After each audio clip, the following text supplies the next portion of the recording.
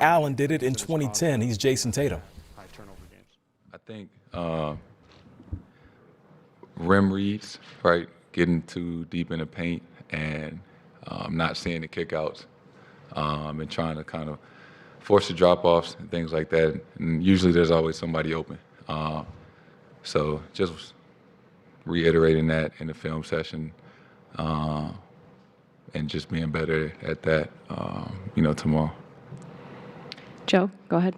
Ime shared with us this crazy stat about turnovers and what your record is when you commit 15 or fewer, and then what it is in the playoffs when it's more than that.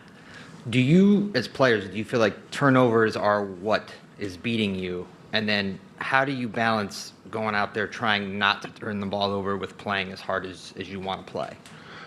Yeah, I mean, turnovers are a big part of the game, especially when you see how many times we turned it over and how many points they scored off that. You just think if you could limit those turnovers, you could limit a lot of those points. The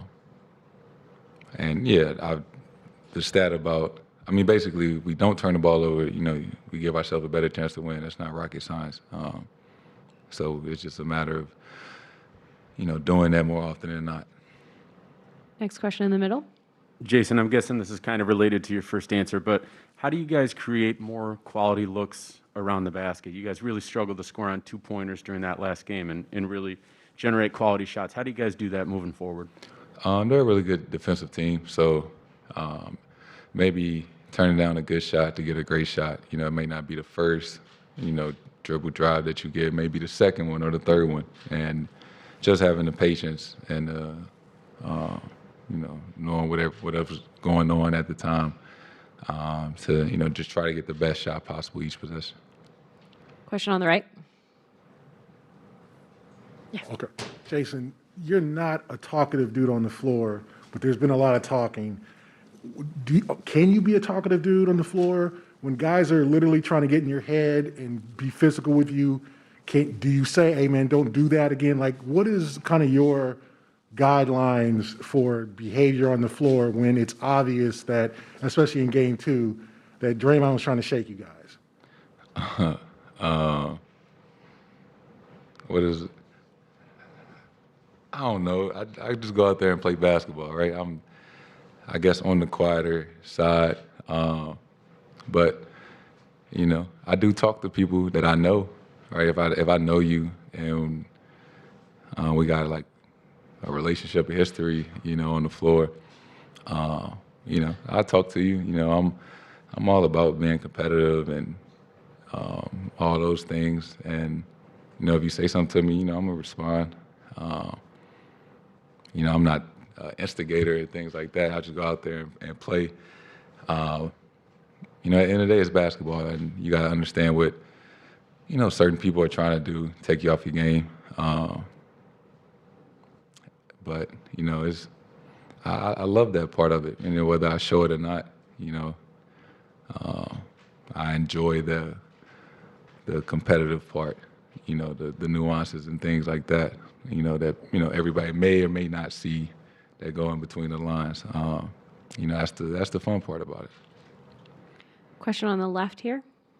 Hey, Jayson, how is your evolution in the NBA, evolution of coming up, bouncing back from a loss or bouncing back from a bad game, how has that evolved over your NBA career?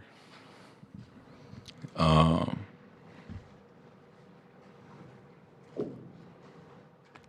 don't know. You have a bad day at work, the next day you want to have a better day at work. I think everybody can understand that. You lose a game or don't play well, you want to come back and have a better game. And I'm sure everybody can relate to that, whatever you work at. It's all the same. Question back right. Hey, Jayson, switch gears a little bit. Obviously, there are a lot of fathers in this league, and we see their kids around them while they're at work. And clearly, we see Deuce around you a lot. And I was just wondering, besides you loving your son and love being a father, is it more intentional in the fact that maybe when Deuce gets older, you want him to see how involved you were while you're doing your job? Or do you want to set an example for fatherhood? That's a great question. I think when 2017, when I got drafted and I didn't have Deuce, but he was born in 2017. So that was like, the biggest year of my life. Right, I'm, starting this new chapter in my career, and I just had a child. And my mindset was not to sacrifice either, that I was going to be the best father I could as well as the best basketball player. And there was no guideline, or there was no, exact way to do it. It was all about what was natural. And I think that's what it is. I just do what's natural, and, I'm around them every day. And, I think being able to go through this journey together, because I was 19 when I got drafted. And, it's kind of like we're growing up together.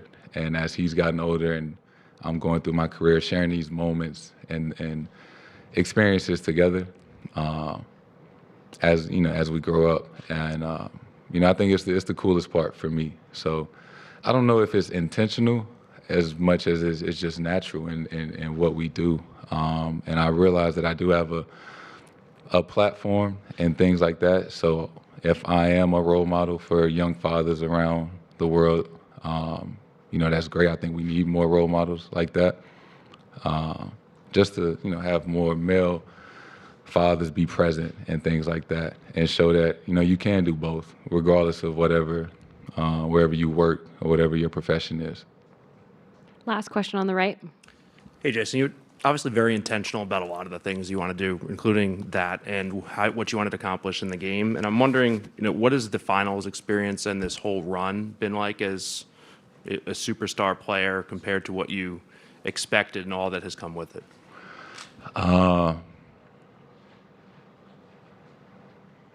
It's been a lot. This is a dream come true, playing in the finals. As a competitor, this is what you work for, right? You want to be the last team standing. You want to hold up that trophy. So I think to have a golden opportunity, right at your fingertips, just taking full advantage of it. You don't want to have any regrets. When it's all said and done, win or lose, you want to feel that you gave it your all. And that's all you can ask of anybody. And, a lot of people want to debate. I guess you just comment about the superstar, whatever that means, right? I'm sure that I've seen there's a huge debate. Is he a superstar? Is he not? I want to know where that came from. Like, did I tweet that? Did I ever say that I'm a superstar, or, I'm on the verge? Like, that never came from me. But it has been a big deal this last year and a half or 2 years. And I see it all the time. And there's always been a question in the back of my head. Like, I wonder who spoke on my behalf or said that, or why that was such a big deal. But, if you win a championship, they can debate a lot of things. They can't debate whether or not, you're a champion. So, obviously, lost the other night. And just looking forward to bouncing back tomorrow. First final games at home at the Garden. It's going to be fun. So I'm looking forward to it and enjoying this experience. Thanks, Jason. Boston